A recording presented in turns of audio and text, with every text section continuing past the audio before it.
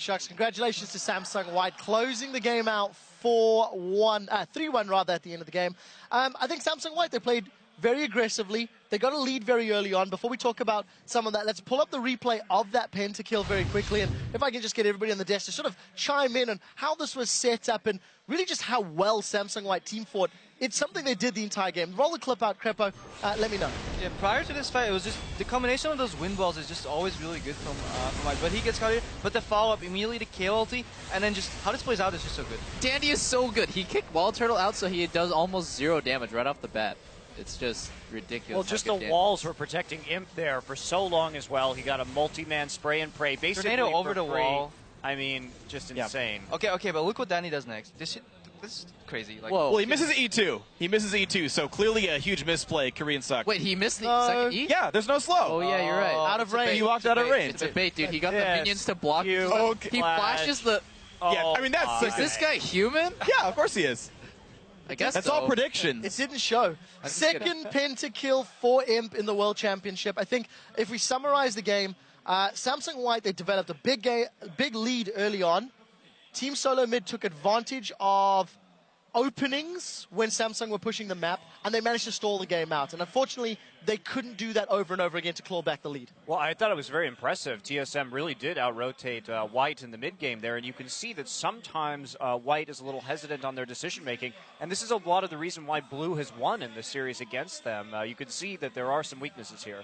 I actually was a huge fan of how TSM played the early game. They tried so hard to make early plays. The very first item bought by Lesbo was Boots of Mobility. They spent 2,100 gold on wards before they even bought a Sightstone in the first 15 minutes. They tried so hard to set up early game plays from TSM, but Samsung White completely outplayed them. They played only on the strong side of the map. They warded it heavily, so their dives were very much free, no chance of counter-gank. Samsung White played the first 15 minutes even better than TSM, despite actually spending less on vision. If only, though, TSM got that free Baron they had. They had everything lined up for it. Mid was pushing in. White was finally realizing they had to back to somebody had to defend the Nexus. They were all basic, and TSM just got a little scared. But I could have broken up the series. I have to say, TSM really blew all of our expectations out of the water. I mean, like, this is not a loss for NA. If you're an NA fanboy, you should be really happy.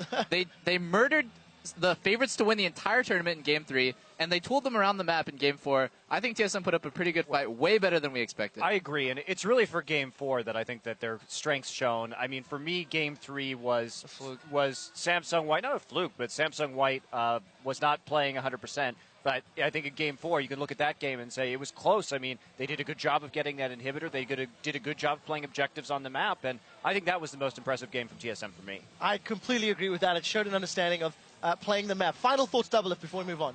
Yeah, I was just about to say, I had an opportunity actually to take 2 inhibitors at a certain point, but they kind of dropped the ball on that one. That's all I was going to say. Big misplay at the end. That was the final nail in the coffin. Guys, we now know one of the teams who will be headed to Seoul for the semi-finals. So let's take a look at that bracket. Samsung White, 3-1 over Team Solo Mid. They will be facing either their sister team Samsung Blue or Cloud9. That will be determined tomorrow. And obviously, 2 more quarterfinals following over the course of the weekend. Very quickly, guys, it is the expected result after seeing how well TSM played against White.